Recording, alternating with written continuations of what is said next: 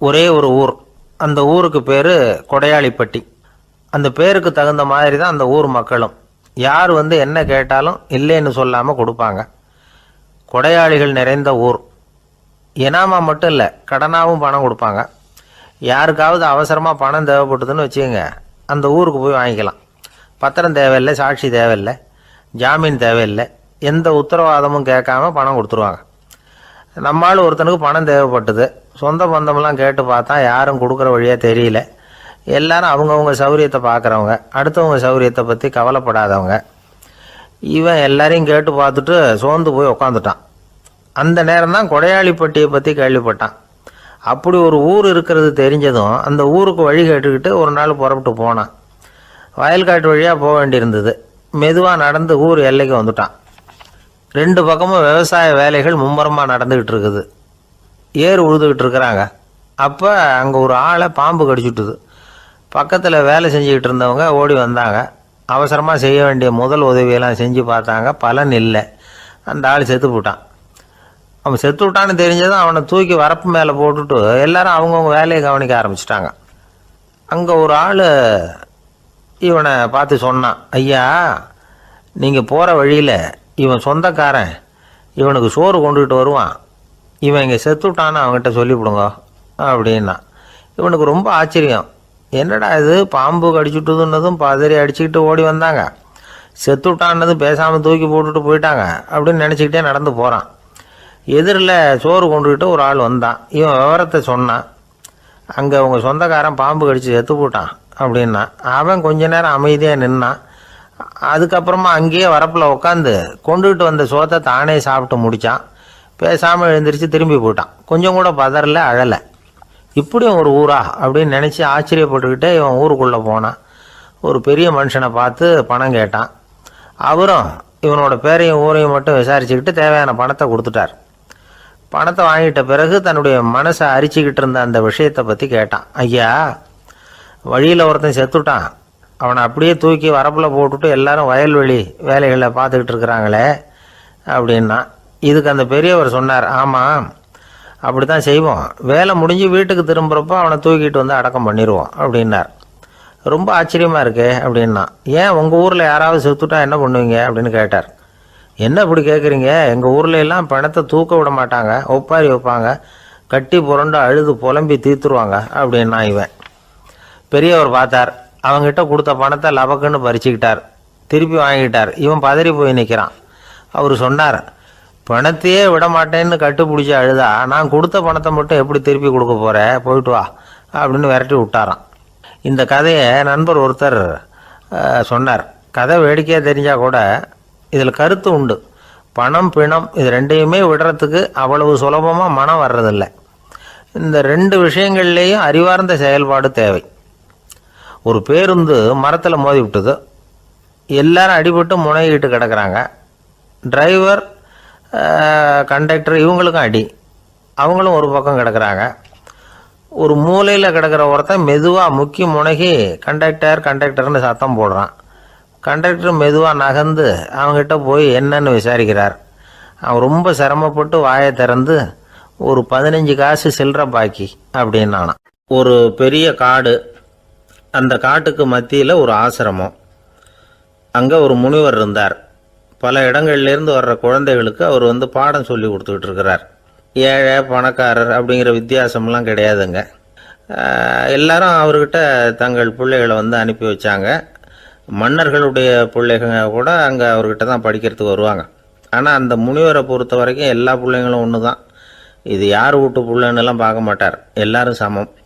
மாணவர்கள்லாம் அங்கேயே மாத கணக்கில் வருஷ கணக்கில் தங்கியிருந்து பாடம் கற்றுக்கிட்டு போகிறது வழக்கம். அவராக பார்த்து போன்னு சொல்கிற வரைக்கும் அங்கேயே இருக்கணும், படிக்கணும். குருகுல வாசம்.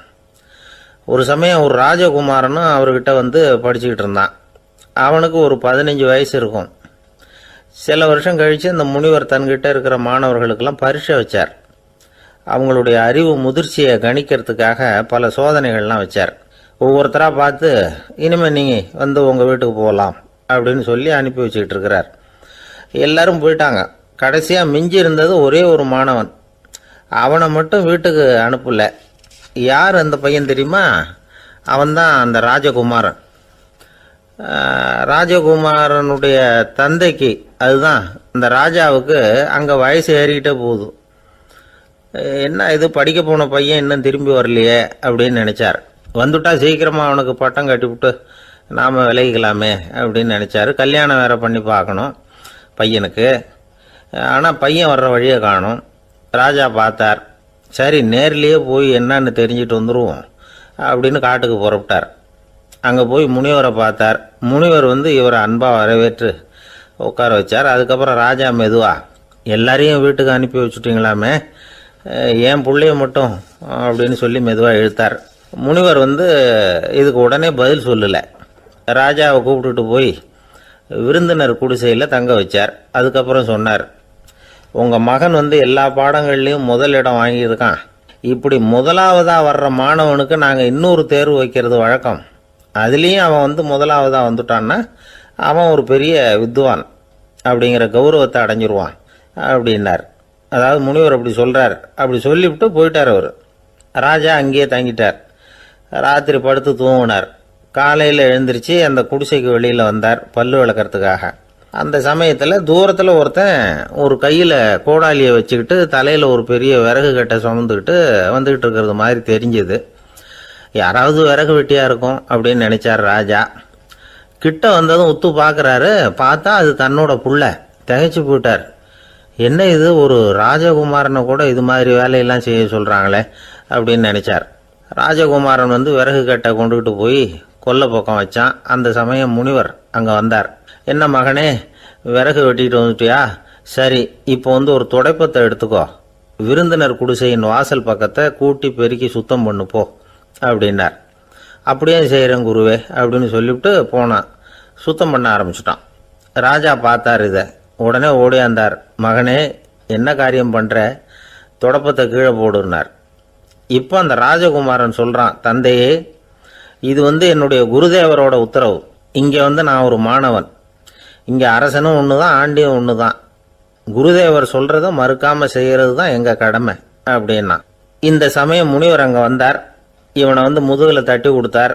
அப்புறம் ராஜா கிட்ட சொன்னார், அரசே, உங்கள் புள்ள எங்கள் கடைசி தேர்வுலேயும் வெற்றி பெற்றுட்டான். பணிவு தான் மாணவர்களின் மிக உயர்ந்த குணம். குருநாதர் சொல்றது மனசுக்கு பிடிக்கலன்னா கூட மறுக்காம செய்யணும். அப்படி செய்யறதுனால எதை செய்யலாம் எதை செய்யக்கூடாது அப்படிங்கிற விவேகம் அவங்களுக்கு வந்துடும். செய்யக்கூடாததை கூட பெரியவங்க சொல்லிவிட்டா செஞ்சுதான் ஆகணும் அப்படிங்கிற பணிவு அவங்களுக்கு வந்துடும். இந்த குணம் வந்துட்டுதுன்னா அவங்க எத்தனை கடினமான வேலையாக இருந்தால் கூட ரொம்ப சுலபமாக செஞ்சு முடிச்சிருவாங்க. தூக்கத்திலேயும் அப்புறம் துக்கத்திலேயும் தோண்டு போட மாட்டாங்க. இந்த பணிவும் விவேகமும் அவங்கக்கிட்ட மன உறுதியை ஏற்படுத்தும். அந்த உறுதி உங்கள் பையனுக்கு வந்தாச்சு. இனிமேல் அவனை நீங்கள் அழைச்சிட்டு போகலாம். அவன் நிச்சயமாக பேரும் புகழும் பெறுவான் அப்படின்னார். ராஜா அவரை பார்த்து, குருதேவா, புரிஞ்சுக்கிட்டேன், என்னை மன்னிக்கணும் அப்படின்னாரு. அதுக்கப்புறம் மகனை அழைச்சிக்கிட்டு நாட்டுக்கு திரும்பி வந்துட்டார். இந்த கதையை இன்று ஒரு தகவலில் சொல்லுங்கள் சார், உங்கள் நிகழ்ச்சியில் சொல்லுங்கள் சார் அப்படின்னு சொல்லி மாணவர்கள் கேட்டால் பணிவாக இருக்கிறது எப்படி அப்படிங்கிறத புரிஞ்சுக்குவாங்க அப்படின்னு சொன்னார் ஒருத்தர். சரி சொல்லுவோம், அதுக்கு முன்னாடி நேர்லேயே ஒரு பையன்கிட்ட சொல்லி பார்க்கலாமே அப்படின்னு தோணுச்சு. உடனே ஒரு பையனை கூப்பிட்டோம். ஏன்பா, உங்கள் வாத்தியார் உனக்கு இது மாதிரி ஒரு பரீட்சை வச்சா என்ன பண்ணுவேன் அப்படின்னு கேட்டோம். நானும் அப்படி தான் சார் நடந்துக்குவேன், விறகு வெட்டுவேன், தொடப்பத்தினால கூட்டி சுத்தம் பண்ணுவேன், உடனே செஞ்சு முடிச்சிருவேன் சார் அப்படின்னா. பலே பரவாயில்லையே அப்படின்னோம். ஆமாம் சார், அப்படி செஞ்சால் தானே வீட்டுக்கு அனுப்புவார், இல்லைன்னா இன்னொரு வருஷம் இங்கேயே இருந்து படின்னு சொல்லி விடுவார், அதனால் அப்படி செய்வேன் அப்படிங்கிறான் அந்த பையன். பிரிட்டிஷ் ஆட்சி நடந்துக்கிட்டு இருந்த காலம் 1920களின் கடைசி. அப்போ நடந்த ஒரு உண்மை நிகழ்ச்சி இது. ஒரு கல்யாண மாப்பிள்ளை ரயிலில் இறங்க போகிறார். அவரை வரவேற்க ஒரு ராஜ குடும்பமே காத்துக்கிட்டு இருக்குது. மங்களூர்லேருந்து இறங்குற அந்த மாப்பிள்ளை யார் தெரியுமா? ஒரு நாய். உண்மைதான், அந்த நாய்க்கு தான் கல்யாணம். சுதேசி சமஸ்தானத்து மன்னர்களில் ஒருத்தர் ஜூனாகட் மகாராஜா. அவரோட வளர்ப்பு நாய் ரோஷனாரா. அதுக்கு கல்யாணம் பண்ணி வைக்கணும்னு ஆசைப்பட்டார். மாப்பிள்ளை தேடினார். மங்களூர் மகாராஜாவோட வளர்ப்பு நாய் ஒன்று இருந்தது, பேர் பாபி. இது ரெண்டுக்கும் கல்யாணம் நடத்த முடிவு பண்ணார். திருமணத்துக்கு வேண்டிய எல்லா ஏற்பாடுகளையும் பண்ணுங்க அப்படின்னு உத்தரவு போட்டார். ஆயிரக்கணக்கான அழைப்புதழ்கள், பல சமஸ்தான மன்னர்கள், ஜமீன்தார்கள், பிரிட்டிஷ் அதிகாரிகள், பெரிய பணக்காரங்க, இப்படி நிறைய பேருக்கு அழைப்புதழ்கள் அனுப்பி வச்சாங்க. பத்திரிகையை பார்த்தவங்கெல்லாம் திகைச்சு போயிட்டாங்களாம். இருந்தாலும் என்ன பண்ணுறது, ராஜாவே அழைக்கிறார், போகாமல் இருக்க முடியுமா? அந்த சமயத்தில் நாட்டின் கவர்னர் ஜெனரலாக இருந்தவர் இர்வின் பிரபு, அவருக்கும் ஒரு பத்திரிகை போயிருக்குது. வாங்கி பார்த்ததும் அவருக்கு பயங்கர எரிச்சல். உடனே குப்பை தொட்டியில் போட்டுவிட்டாராம். மாட்சிமை தங்கிய பிரிட்டன் சக்கரவர்த்தியின் பிரதிநிதியான தன்னை கேவலம் ஒரு நாயின் திருமணத்துக்காக அழைக்கிறதா அப்படின்னு அவருக்கு ஆத்திரம். இருந்தாலும் கல்யாணம் பிரமாதமாக நடந்துதான். கல்யாணத்தன்னைக்கு பொண்ணுக்கு ஸ்பெஷல் குளியல், தண்ணீருக்கு பதிலாக வாசனை திரவியங்கள், பன்னீர், குளித்ததுக்கு அப்புறம் அலங்காரம், வைர மாலை, முத்து மாலை, ஏகப்பட்ட அலங்காரம். மாப்பிள்ளையை அழைக்கிறதுக்கு ரயில்வே ஸ்டேஷனில் ராஜ குடும்பமே காத்துக்கிட்டு இருக்குது. அவங்களோட வளர்ப்பு நாய்கள் 250. அத்தனை நாய்களுக்கும் பட்டு துணி போத்தி இருக்குது. முத்து வடங்கள் அணிவிச்சிருக்கிறாங்க. எல்லாம் ராஜ நாய்கள். அதுகளையும் வீதியில் நடக்க விடலையாம். அதுகளை சுமந்துக்கிட்டு போக அலங்கரிக்கப்பட்ட யானைகள் காத்துக்கிட்டு இருக்குதாம். மாப்பிள்ளைக்கு வரவேற்பு எப்படி தெரியுமா? அது நடந்து வர்ற பாதை பூரா ரத்தன கம்பளம் விரிச்சிருக்குது. 2 பக்கமும் ராஜாங்க அதிகாரிகள் கைகட்டி நிற்கிறாங்க. அரசு படை வீரர்கள் அணிவகுப்பு மரியாதை செலுத்துகிறாங்க. அந்த நாய் ராஜ மரியாதையோடு நடந்து வருது. நகையெல்லாம் போட்டுக்கிட்டு வருது. திருமண மண்டபத்துக்கு சேருது. அங்கே கல்யாணம் அமோகமாக நடக்குது.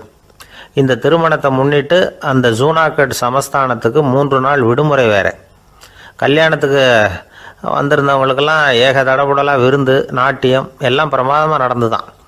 இந்த கல்யாணத்தில் கலந்துக்க வந்திருந்த மற்ற சமஸ்தானத்து மன்னர்கள், தீவான்கள், அரச குடும்பத்தினர், இப்படி அவங்க 700 பேராம். அவங்க போகிறதுக்காக விசேஷ ரயில்கள்லாம் வேற விட்டுருக்காங்க. கல்யாணம் முடிஞ்சதும் அந்த நாய் தம்பதிகளோட பெரிய பெரிய மன்னர்கள்லாம் ஒன்றா உட்காந்து சாப்பிட்டாங்களாம். ஏர் கண்டிஷன் அறையில் அந்த தம்பதிகள் கொஞ்ச காலம் வாழ்ந்துருக்கிறாங்க. கொஞ்ச நாளில் மாப்பிள்ளைக்கு மரியாதை குறைய ஆரம்பிச்சுட்டுது. வெளியில் துரத்தி விட்டாங்களாம். அந்த பெண் நாய் மட்டும் ராஜ போகங்களை அனுபவித்து வந்து தான். இந்த கல்யாணத்தை பார்த்துட்டு தொடர்ந்து மற்ற சமஸ்தானத்து மன்னர்களும் நாய் திருமணங்கள் நடத்த ஆரம்பிச்சுட்டாங்களாம். இது உண்மையில் நடந்திருக்குது. இப்படி அது இருக்கட்டும். இப்போ நம்ம கதைக்கு வருவோம். ஒரு ராஜாவுக்கு ரொம்ப நாள் கழித்து ஒரு குழந்தை பிறந்து தான். அரண்மனை ஜோசியரை கூப்பிட்டுருக்கார் ராஜா. ஜோசியரே, என் மகன் வருங்காலத்தில் சிறந்த வாழ் வீரனாக வரணும்னு ஆசைப்படுறேன், வருவானாங்கிறத கொஞ்சம் பார்த்து சொல்லுங்களேன் அப்படின்னாராம். ஜோசியர் சொன்னார், மன்னா, உங்கள் புள்ள வாழ் வீரனாக வர்றது கஷ்டம். ஆனால் அவரும் உங்களை மாதிரியே நாய்க்குட்டிகள் பேரில் பிரியமாக இருப்பார், அதுகளுக்கு கல்யாணமும் பண்ணி வைப்பார் அப்படின்னாராம். அது எப்படி கண்டுபிடிச்சிங்க அப்படின்னு கேட்டிருக்கார் ராஜா. அரசே, உங்கள் பிள்ளைக்கு வாழ் மேலே உள்ள பிரியத்தை காட்டிலும் நாய் மேலே உள்ள பிரியம் அதிகங்கிறதுக்கான அறிகுறி இப்போவே தெரியுது. நல்லா கவனித்து பாருங்க. அவர் வாழ்னு கத்துறாரு அப்படின்னாரு. கவனித்து பார்த்துட்டு அப்படி எனக்கு காதில் விழலையே அப்படின்னாராம் மன்னர். அதனால தான் சொன்னேன், அவர் கத்துறது வாழ்னு கத்தலை, வள்ளுன்னு கத்திக்கிட்டு இருக்கார், அதனால தான் அப்படி சொன்னேன் அப்படின்னாராம் அரண்மனை ஜோசியர். உங்கள் பையன் எப்படி சார் இருக்கான் அப்படின்னு விசாரித்தார் ஒருத்தர். அவன் என்ன சார், எதை சொன்னாலும் காதில் ஆக மாட்டேங்கிறான், அவன் பாட்டுக்கு போகிறான் வர்றான் அப்படின்னு சொல்லி அழுத்துக்கிட்டார் அப்பா. பெரியவங்க சொல்கிறத சின்ன பிள்ளைங்க கேட்கறது இல்லைங்கிறது ஒரு குறை. பெரியவங்க சொல்கிறது சின்ன பிள்ளைங்க காதிலேயே விழறது இல்லைங்கிறது ஒரு குறை. இது கொஞ்சம் சீரியஸான விஷயம், கவனித்து பார்க்கணும். ஒரு குழந்தைக்கு காது சரியாக கேட்குதா இல்லையா அப்படிங்கிறத நாம் தான் கவனித்து பார்த்து கண்டுபிடிக்கணும். அதுவாக நம்மக்கிட்ட தவழ்ந்து அப்பா எனக்கு காது கேட்கல, அழைச்சிட்டு போங்க டாக்டர்கிட்ட அப்படின்னுலாம் சொல்லிகிட்டு இருக்காது. அது சரி, ஒரு குழந்தைக்கு காது சரிவர கேட்குதா இல்லையா அப்படிங்கிறத முன்கூட்டியே நாம் தெரிஞ்சுக்கிறது எப்படி? அதுக்கு சில வழி இருக்குது. உங்கள் குழந்தைய கொஞ்சம் அப்படி கவனித்து பாருங்கள். அடிக்கடி ஜலதோஷம், காதில் அரிப்பு ஏற்படுதா, மூக்கு விரிவாகவும், அப்புறம் டான்சில், அடினாய்டு, சத அழற்சி, இது மாதிரி ஏதாவது இருக்கா, வாயிலிருந்து எச்சில் ஒழுகுதா, குழந்தை வாயினால் சுவாசிக்குதா, பற்கள் முன்னாடி தள்ளி வளருதா, இதெல்லாம் அதுக்கு அறிகுறி. அப்புறம் இந்த VBDF TH இப்படி இந்த ஒலிகள் சேர்ந்த வார்த்தைகளை குழந்தை சரியாக புரிஞ்சுக்காது. இப்போ உதாரணத்துக்கு பட்டுன்னு சொல்லு குழந்தை அப்படின்னீங்கன்னா அது வந்து கட்டுன்னு சொல்லும். அதாவது பட்டு சவுண்டை அதால் புரிஞ்சிக்க முடியல. அப்புறம் உங்கள் குழந்தை வந்து உங்களை உறக்க பேச சொல்கிறானா, அடிக்கடி கேள்வி கேட்குறானா, சாப்பிட்றப்போ கவனம் இல்லாமல் இருக்கானா, படிப்பில் போதுமான முன்னேற்றம் இல்லையா, வகுப்பில் சரியாக கவனிக்கிறது இல்லையா, இப்படிலாம் இருந்தால் ஆரம்பத்திலேயே டாக்டர்கிட்ட அழைச்சிட்டு போய் சிகிச்சையை வந்து ஆரம்பிச்சுடலாம், குணப்படுத்தி விடலாம். குழந்தைக்கு காது சரியாக கேட்கலன்னா நீங்கள் செய்ய வேண்டியது என்ன தெரியுமா? அவனுக்கு காது கேட்கலேங்கிறதுக்காக அவன் முன்னாடி சத்தம் போட்டு பேசக்கூடாது. மெதுவாக சீராக பேசணும், அவனை பார்த்து பேசணும்.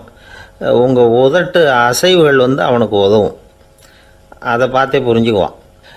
நீங்கள் வாயில் வெத்தலை பாக்கு போட்டுக்கிட்டோ புகை பிடிச்சிக்கிட்டோ பேசக்கூடாது. அப்படி பேசினா அவனால் அந்த உச்சரிப்பை சரியாக புரிஞ்சிக்க முடியாது. ஒரு வார்த்தையை சொல்கிறீங்க, அவனுக்கு புரியல அப்படின்னா அதே வார்த்தையை மறுபடியும் சொல்லணும். அவனுக்கு நீங்கள் முதல்ல சொன்ன வார்த்தை புரியலேன்னு நினச்சிக்கிட்டு மறுபடியும் திருப்பி சொல்கிறப்போ அதே அர்த்தம் வரக்கூடிய வேறு வார்த்தையை சொல்லக்கூடாது. இப்படிலாம் நடந்துக்கிட்டால் அவனுக்கு வந்து மன திடத்தை ஏற்படுத்த முடியும். இல்லைன்னா அவனுக்கு வந்து தாழ்வு மனப்பான்மை வந்துடும். குழந்தைக்கு காது கோளாறுன்னா ஆரம்பத்திலேயே டாக்டர்கிட்ட அழைச்சிட்டு போனால் போதும், குணப்படுத்தி விடலாம். அப்புறம் பார்த்துக்கலாமே அப்படின்னு அலட்சியமாக இருந்துட்டால் தான் கஷ்டம். சில பேர் கோபத்தில் சின்ன பிள்ளைங்க காதை பிடிச்சி திருகிறது உண்டு. இது ரொம்ப தப்பு. காது கையோடு வந்துட்டால் என்ன பண்ணுறது? ஒரு வேடிக்கை கதை, அது கதை தான், நிஜமாக நடந்ததில்லை, அது மாதிரி நடக்கவும் நடக்காது. ஒரு வேடிக்கைக்காக சொல்லப்படுற கதை. அதாவது ஒரு வீட்டில் அப்பா வந்து அம்மாவை பார்த்து சொல்லிகிட்டு இருக்கார், இதை பாரு, நாளைக்கு காலையில் என்னை சீக்கிரம் எழுப்பி விட்ரு, நான் செங்கல்பட்டு வரைக்கும் போயிட்டு வர வேண்டியிருக்கு அப்படின்னாராம். இதை அவங்க பையன் காதில் வாங்கிட்டு இருக்கான். அப்பாவுக்கு சிரமம் வேண்டாமே அப்படின்னு நினச்சி அவனே காலையில் யாருக்கும் தெரியாமல் எழுந்திரிச்சு புறப்பட்டு செங்கல்பட்டுக்கு போட்டான். சாயந்தரமாக திரும்பி வந்தான். அப்பா பையனை காணாமல் அலமோதிக்கிட்டு இருக்கிறார். சாயந்தரமாக பையனை பார்த்ததும் எங்கடா போயிட்டு வந்தேன்னு கேட்டார் கோவமாக. செங்கல்பட்டுக்கு போயிட்டு வந்தேன்ப்பா, நீ வேணா அலைய வேண்டாமேன்னு அப்படின்னா. எதுக்கடா போனேன்னு அதட்டினார். அதான்ப்பா, நீ நேற்று வந்து அம்மா கிட்ட சொல்லிகிட்டு இருந்த, அதை காதில் வாங்கினேன், உனக்காக நான் போயிட்டு வந்தேன் அப்படின்னா. உடனே எந்த காதில் வாங்கினேன் அப்படின்னு சொல்லி காதை பிடிச்சி திருகினார். அந்த காது கையோடு வந்துட்டுது. இது நடந்து கொஞ்ச நாள் கழித்து அந்த அப்பாவும் பையனும் கடத்தெருவில் போய்கிட்டு இருக்கிறாங்க. எதிரில் ஒரு நாய் ஓடி வந்தது. அதுக்கு 2 காதும் இல்லை. என்ன இது, இந்த நாய்க்குட்டிக்கு 2 காதும் இல்லை அப்படின்னார் அப்பா. அதுக்கு பையன் சொல்கிறான், அப்பா அது 2 தடவை செங்கல்பட்டுக்கு போயிட்டு வந்துடுவோம் அப்படின்னானா. ஒரு அப்பாவுக்கு 2 பிள்ளைங்க. மூத்தவன் ரொம்ப அடக்கம், அப்பா எது சொன்னாலும் கேட்பான், பெரியவங்களுக்கு கீழ்ப்படிஞ்சு நடப்பான். இளையவன் அப்படி இல்லை, தான் நினச்சதை தான் சொல்லுவான், செய்வான். அடுத்தவங்க சொல்கிறத கேட்க மாட்டான், அடங்கி நடக்க மாட்டான். இந்த 2 பேரில் யாரை வந்து உங்களுக்கு பிடிக்கும்? பெரியவனை தான் பிடிக்கும், ஏன்னா அவன் தான் சொல்கிற பேச்சை கேட்குறவன் அப்படின்னு சொல்லுவீங்க. ஆனால் ஒரு ஞானி என்ன சொல்கிறார் தெரியுமா? ஒரு குழந்தை அதன் அறிவுக்காக மதிக்கப்பட வேண்டுமே தவிர அதனுடைய கீழ்ப்படியும் தன்மைக்காக அல்ல அப்படிங்கிறார். நம்ம குழந்தைகளை வந்து சுயமாக சிந்திக்கிறதுக்கு நாம் விடுறதில்லை, மற்றவங்கள பார்த்து காப்பி அடிக்கிறதுக்கு தான் நாம் அவங்களுக்கு கற்றுக் கொடுக்குறோம். புகழ்பெற்ற மனிதர்கள் சிலருடைய பேரை சொல்லி நீயும் அவர் மாதிரி ஆகணும், இவர் மாதிரி ஆகணும் அப்படின்னு சொல்லிகிட்டே இருக்கிறோம். குழந்தைகள் வந்து தங்களுடைய தனித்தன்மையை வளர்த்துக்கிறதுக்கு நாம் தடையாக இருக்கிறோம். ஒரு குழந்தைகிட்ட அனாவசியமாக வந்து நம்பிக்கையை வளர்த்துடக்கூடாது, எந்த கோட்பாட்டையும் திணிக்கக்கூடாது. நாம் ஏற்கனவே அர்த்தமில்லாத கருத்துக்களையும் கொள்கைகளையும் மனசில் போட்டு நிரப்பி வச்சிருக்கிறோம். இந்த உலகத்துக்கு புதுசாக வந்து சேர்ந்திருக்கிற ஒரு குழந்தையின் தூய்மையான மனசில் நம்ம கருத்துக்களை அறிமுகம் செய்ய அல்லது திணிக்கிறதுக்கு நமக்கு எந்த அதிகாரமும் கிடையாது. ஒரு குழந்தைய நீ இந்த மதத்தை சேர்ந்தவன் அப்படின்னு பிறந்ததுமே ஒரு முத்திரை குத்தி விடுறோம். இது அதோட சுதந்திரத்தை ஆரம்பத்திலேயே கிள்ளி எறிகிறது மாதிரி தான். நீங்கள் ஒரு மதத்தின் வழிமுறைகளை கடைப்பிடிச்சிக்கிட்டு வர்றீங்க, அந்த வழியில் போய்கிட்டு இருக்கிறீங்க, சரி, அதனால் போகிறீங்க. அதுக்காக உங்கள் குழந்தையையும் அதே வழியில் தான் வரணும் அப்படின்னு கட்டாயப்படுத்துறதுக்கு உங்களுக்கு என்ன உரிமை இருக்குது? அந்த குழந்தை சுயமாக சிந்திச்சு ஒரு முடிவுக்கு வரட்டுமே, அதுக்கு நீங்கள் ஏன் தடையாக இருக்கிறீங்க? நமக்கு உண்மையிலேயே நம்ம குழந்தை மேலே அன்பு இருந்தால் இது மாதிரி திணிப்பு வேலைகளை செய்யக்கூடாது. திணிப்பு வேலைகளிலிருந்து குழந்தைகளை காப்பாற்றினா போதும். அதுதான் ரொம்ப முக்கியம். அடுத்த தலைமுறை அற்புதமான தலைமுறையாக உருவாகும். நாம தான் சாதி மத சங்கடங்களில் மாட்டிக்கிட்டு தவிக்கிறோம். அவங்களாவது சாதி மத வேறுபாடு இல்லாத சமுதாயத்தை பார்க்கட்டுமே, அந்த சௌகரியங்களை அனுபவிக்கட்டுமே. அதுக்கு நாம் என்ன செய்யணும்னா ஒன்றும் செய்யாமல் இருந்தால் போதும். ஒரு குழந்தைகிட்ட நம்ம கருத்தை திணிக்கும் பொழுது என்ன ஆகுது தெரியுமா? அது அவனை அவங்ககிட்ட இருந்தே அப்புறப்படுத்தி விடுது. அவனுடைய தனித்தன்மையை அழிச்சுடுது. அவனை ஒரு எல்லைக்குள்ளே திணிச்சுடுது. இதெல்லாம் அன்புங்கிற பேரால் பெற்றோர்கள் செய்கிற தப்பு. இதெல்லாம் கேட்டுக்கிட்டு இந்த காலத்தில் அப்பா ஒருத்தர் சொன்னார், நான் கருத்துக்களை எல்லாம் என் பையன்கிட்ட திணிக்கிறது இல்லைங்க, ஆனால் அதிகமாக சாப்பிட சொல்லி கட்டாயப்படுத்துவேன் அப்படின்னார். உங்கள் வீட்டு சமையல் அவ்வளோ நல்லா இருக்குமான்னு கேட்டாங்க. நல்லா இருந்தால் நான் ஏன் அவனை சாப்பிட சொல்லி கட்டாயப்படுத்த போகிறேன் அப்படின்னார். ஒரு ஊரில் ஒரு மன்னன் இருந்தான், கொடுங்கோல் மன்னன். நிறைய தொந்தரவு பண்ணிக்கிட்டு இருந்தான். அவன் ஒரு தடவை என்ன பண்ணான் தெரியுமா? ஒரு தப்பும் பண்ணாத ஒரு இளைஞனை பிடிச்சி ஜெயிலில் அடைச்சுட்டான். அந்த பையனோட சொந்தக்காரங்கள்லாம் ராஜா கிட்ட போனாங்க. அவன் ஒரு தவறும் பண்ணலை, அவனை விடுதலை பண்ணுங்க அப்படின்னு கெஞ்சி கேட்டுக்கிட்டாங்க. மன்னன் யோசனை பண்ணான். அந்த இளைஞனை கூப்பிட்டுக்கிட்டு வர சொன்னான். அவனை கொண்டாந்து ராஜா முன்னாடி நிறுத்தினாங்க. இதை பாருப்பா, உன்னை நான் விடுதலை பண்ணுவேன், ஆனால் ஒரு கண்டிஷன். அந்த நிபந்தனையை நீ நிறைவேற்றினா உனக்கு விடுதலை அப்படின்னா மன்னன். சரின்னு ஒத்துக்கிட்டான் பையன். மன்னன் கண்டிஷன் என்னங்கிறத சொன்னான். உங்ககிட்ட ஒரு செம்மறி ஆட்டை கொடுக்க போகிறேன். 1 மாதத்துக்கு அதுக்கு தேவையான தீனியையும் கொடுக்க போகிறேன். 1 மாதம் கழித்து அந்த ஆட்டை எடை போட்டு பார்ப்பேன். அந்த ஆட்டின் எடை கொஞ்சம் கூட கூடி இருக்கக்கூடாது. எடை கூடி இருந்தால் உனக்கு விடுதலை கிடையாது. என்ன சொல்கிற அப்படின்னா. பையனுக்கு ஒன்றும் புரியல, பயமாக போயிட்டுது. குழம்பிக்கிட்டே நின்றுக்கிட்டு இருக்கிறான்.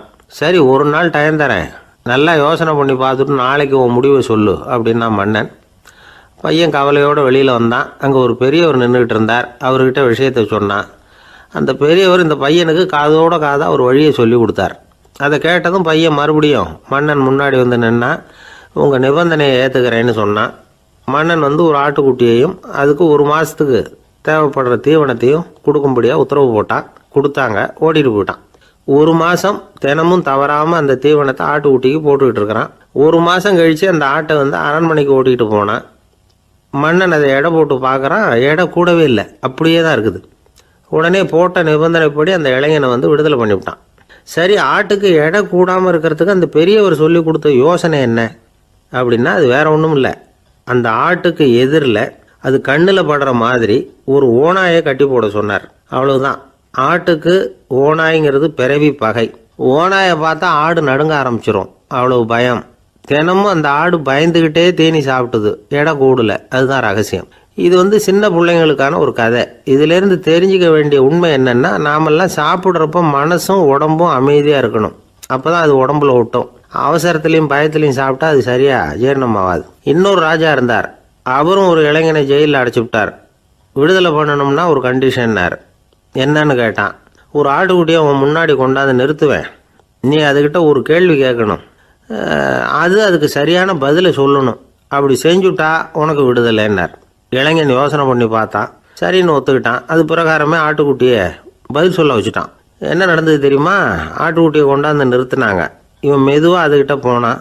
அது காதுகிட்ட போய் ஏப்ரலுக்கு அடுத்த மாதம் என்ன மாதம்னு கேட்டான். அது உடனே மேன்னு கத்திச்சு. இவன் விடுதலை ஆயிட்டான். ஆந்திர நாட்டில் ஒரு அரசர் இருந்தார். அந்த அரசர்கிட்ட ஒரு அமைச்சர் இருந்தார். அந்த அமைச்சர் பேர் ராயண பாஸ்கர். அவர் ஒரு பெரிய அறிவாளி. அது மட்டும் இல்லை, மிகச்சிறந்த கொடையாளி. யார் எது கேட்டாலும் இல்லைன்னு சொல்ல மாட்டாராம். அதன் காரணமாகவே அவர்கிட்ட இருந்த செல்வம் நாளுக்கு நாள் குறைஞ்சிக்கிட்டே வந்துட்டு தான். கடைசியில் குடும்பத்துக்குன்னு எதுவும் வைக்காமலே அவர் போய் சேர்ந்துட்டார். மகனும் இறந்துட்டார். அந்த குடும்பத்தில் மிஞ்சி இருந்தது அவருடைய மருமகள், ஒரு பேரன், அவ்வளவுதான். இருந்த ஒரே சொத்து பழுதடைஞ்ச ஒரு வீடு. அந்த அம்மா மற்ற வீடுகளில் வேலை செஞ்சு தன்னுடைய பிள்ளைய படிக்க வச்சுக்கிட்டு வராங்க. அந்த புள்ள ஒரு பெரிய வள்ளலுடைய பேரன்கிறது அந்த பள்ளி வாத்தியார்களுக்கும் தெரியும். அதனால் அவங்களும் இவங்ககிட்ட கொஞ்சம் அன்பாகவும் அக்கறையாகவும் பழகி பாடம் சொல்லி கொடுத்துக்கிட்டு இருக்கிறாங்க. ஒரு நாள் ஒரு புகழ்பெற்ற கவிஞர் ஒருத்தர் அந்த பள்ளிக்கூடத்துக்கு வந்திருக்கிறார். ஆசிரியர்கள்கிட்ட பேசிக்கிட்டு இருந்தப்போ ஒரு செய்தியை சொன்னாராம். ராயண பாஸ்கருங்கிற வள்ளல் எனக்கு நிறைய உதவிகள் செஞ்சிருக்கார். என்னை பாராட்டி பரிசுகள்லாம் கொடுத்துருக்கிறார். அந்த வள்ளல் வாழ்ந்த கிராமத்தை பார்க்கணுங்கிறதுக்காக தான் இப்போ இங்கே வந்திருக்கிறேன் அப்படின்னாராம். ஆசிரியர் உடனே இந்த பையனை கூப்பிட்டு, இதை பாருங்கள், இவன் யார் தெரியுமா, நீங்கள் குறிப்பிடுகிற அந்த வள்ளலின் பேரன் அப்படின்னு அறிமுகப்படுத்தினாராம். கவிஞரின் கண்களில் ஆனந்த கண்ணீர். அந்த பரவச நிலையிலேயே அந்த வள்ளலை பற்றி கவி பாட ஆரம்பிச்சுட்டாராம். இந்த சின்ன பையன் அதை கேட்டிருக்கிறான். உடனே என்ன பண்ணான் தெரியுமோ, தன் கையில் அணிஞ்சிருந்த ஒரு பொன் வளையலை கழட்டி அந்த கவிஞருக்கு பரிசாக கொடுத்துட்டானான். எல்லாருக்கும் ஆச்சரியம். தாத்தா இருக்கும் நிலையில் கொடுத்தார், பேரன் இல்லாத நிலையிலையும் கொடுக்குறான். பையனை எல்லாரும் பாராட்டினாங்களாம். இருந்தாலும் அவனுக்குள்ள ஒரு பயம் எதுவும் ஆரம்பமாச்சு. பள்ளிக்கூடம் விட்டு வீட்டுக்கு வரும்பொழுது அந்த பயம் இன்னும் அதிகமாயிட்டுது. அம்மா என்ன சொல்லுவாங்களோ தெரியலையே, ஏதோ திடீர்னு தோணிச்சு வளையலை கட்டி கொடுக்கணும்னு கொடுத்துட்டோம். குடும்பம் இருக்கிற நிலையில் இப்படி நான் செஞ்சது தப்பா, வீட்டு செலவுக்கே அம்மா எவ்வளவு கஷ்டப்படுறாங்க, வீட்டுக்கு போனதும் என்ன நடக்குமோ தெரியலையே அப்படின்னு நினச்சி பயந்துக்கிட்டே அவன் வீட்டுக்குள்ளே அடி எடுத்து வைக்கிறான். அம்மா கூப்பிட்டு சாப்பாடு போட்டாங்க. அவங்க கண்ணில் படக்கூடாதுங்கிறதுக்காக ஒரு கையை பின்னாடி மறைச்சிக்கிட்டே இருந்தான். அம்மா இதை கவனிச்சிட்டாங்க. உன் கையை ஏன் அப்படி வச்சிருக்கிற, உன் கைக்கு என்னாச்சு, ஏதாவது அடிபட்டு போச்சா அப்படின்னு கேட்டுக்கிட்டே கையை எடுத்து பார்க்குறாங்க. வளையல காணலை. வளையல் எங்கே அப்படின்னு கேட்குறாங்க. இவன் தயங்கிக்கிட்டே நடந்ததை சொல்கிறான். அதை கேட்டதும் அந்த அம்மாவோட முகம் கோபத்தால் சவுந்து போச்சான். முட்டாளே, என்ன காரியம் பண்ண அப்படின்னு கன்னத்தில் அரைஞ்சிட்டாங்களாம். அம்மா, என்னை அடிக்காத, ஏதோ தெரியாமல் தப்பு பண்ணிட்டேன் அப்படின்ட்டுருக்கான். மகனே, வளையலை கொடுத்ததுக்காக நான் உன்னை அடிக்கலை அப்படிங்க, பின்ன எதுக்கு அடித்தேன்னு கேட்டிருக்கான். உன் பாட்டனார் ஒரு பெரிய வள்ளல், அவர் எதையும் பாதி வேலையை செய்கிறதில்ல, அவருடைய பேரை நீ அரைகுறை வேலை செஞ்சுட்டு வந்திருக்கிற அப்படின்னாங்களாம். என்னம்மா சொல்கிறேன்ருக்கான். நீ ஒரே ஒரு வளையலை மட்டும்தானே கட்டி கொடுத்துருக்குற, கொடுக்குறதா இருந்தால் ரெண்டையும் சேர்த்துல கொடுத்துருக்கணும், அதுதானே உங்கள் தாத்தாவுக்கு பெருமை அப்படின்னாங்களாம். அம்மா, தெரியாமல் இப்படி செஞ்சுட்டேன், உங்கள்கிட்டையும் அரை வாங்கிட்டேன் அப்படி இப்படின்னு அவன் சொல்லியிருக்கிறான்.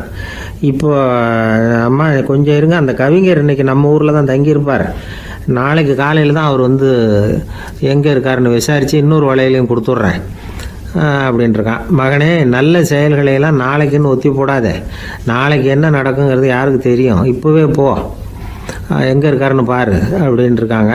மகன் புறப்பட்டான். பள்ளி ஆசிரியர்கிட்ட போய் கேட்டானான் அந்த கவிஞர் எங்கே இருக்காருன்னு.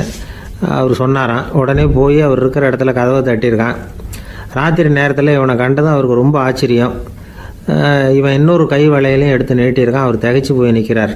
அவரால் என்ன பண்ணுறதுன்னே தெரியல. ஆனந்த கண்ணீர். இது பெரியவர்கள் கூற கேட்ட ஒரு வரலாறு. இன்னைக்கு இப்படிப்பட்டவங்களை பார்க்க முடியுமா? வறுமை வள்ளல் தன்மையை ஒன்று செய்து விடாதுங்கிறதுக்கு இது ஒரு உதாரணம். ஒருத்தன் இன்னொருத்தனை பார்த்து கேட்டானா, எங்கள் தாத்தா உங்கள் தாத்தாவுக்கு 100 ரூபா கடன் கொடுத்துருக்கிறார், அதை எப்போ திருப்பி கொடுக்க போகிறேன்னு. கவலைப்படாத, எங்கள் பேரன் அதை உங்கள் பேரன்ட்ட திருப்பி கொடுத்துருவான் அப்படின்னு நானான் அவன். எனக்கு வாழ்க்கையே வெறுத்து போச்சு சார் அப்படின்னு சொல்லிட்டு ஒருத்தர் வந்தார்.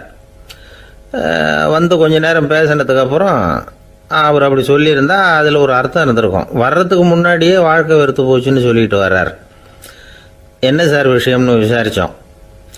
எங்கள் வீட்டில் தினம் 3 வேளையும் ஒரே மாதிரி சாப்பாடு சார், வித்தியாசமே கிடையாது. இப்படியே 3 மாதமாக சாப்பிட்டுக்கிட்டு இருக்கிறேன். அதை விட பட்டினி கிடந்து செத்துடலாம்னு தோணுது அப்படின்னார்.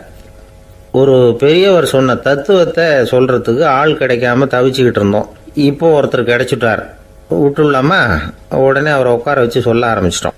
அதாவது நாம் அனுபவிக்கிற உணர்வுகளில் களிப்பு, மகிழ்வு, ஆனந்தம், இது 3க்கும் ஒன்றுக்கு ஒன்று வித்தியாசம் உண்டு. மேம்போக்காக பார்க்குறதுக்கு இது 3 ஒன்று மாதிரி தோணும். ஆனால் அது அப்படி இல்லை. களிப்புங்கிறது உடம்பை பொறுத்தது, மகிழ்வுங்கிறது மனசை பொறுத்தது, ஆனந்தம்ங்கிறது ஆன்மாவை பொறுத்தது. இப்படி இந்த 3 வகையான அந்த சுவைப்புகளின் தன்மையும் வேற வேற. இப்போ முதல்ல களிப்புங்கிறத எடுத்துக்குவோம். நம்ம புலன்களுக்கு களிப்பை தரக்கூடிய பொருள்களுக்கு சில விசேஷ குணம் உண்டு. அது எப்படின்னா, சீக்கிரமே சலிப்பை உண்டு பண்ணும். ஒருத்தர் அந்த பொருளை எடுத்துக்கிட்டா அது இன்னொருத்தருக்கு குறைஞ்சிரும். உணவு, உடை, இதெல்லாம் களிப்பை தரக்கூடிய பொருள்கள். இப்போ உதாரணத்துக்கு, ஒரு சாப்பாட்டு மேசையில் ஒரு பாத்திரத்தில் 10 இட்லி இருக்குது. அதில் ஒரு 2 இட்லியை நம்ம தட்டில் எடுத்து வச்சு சாப்பிட்றோம். நாம் சாப்பிட்ட அந்த இட்லி நிச்சயமாக எதிரில் உட்காந்துருக்கிறவருக்கு இல்லை, அவருக்கு உபயோகப்படாது. நாம் சாப்பிட்ட அதே இட்லியை அவரும் சாப்பிட முடியாது, அவர் வேற தான் எடுத்து வச்சுக்கணும். அது மாதிரி நாம் ஒரு சட்டையை எடுத்து போட்டுக்கிறோம். அதே சட்டையை அதே நேரத்தில் இன்னொருத்தர் போட்டுக்க முடியாது. புலன்களுக்கு களிப்பை தரக்கூடிய இது மாதிரி பொருள்கள்லாம் முதல் தடவை நமக்கு கொடுக்குற களிப்பை ரெண்டாவது தடவையும் கொடுக்காது.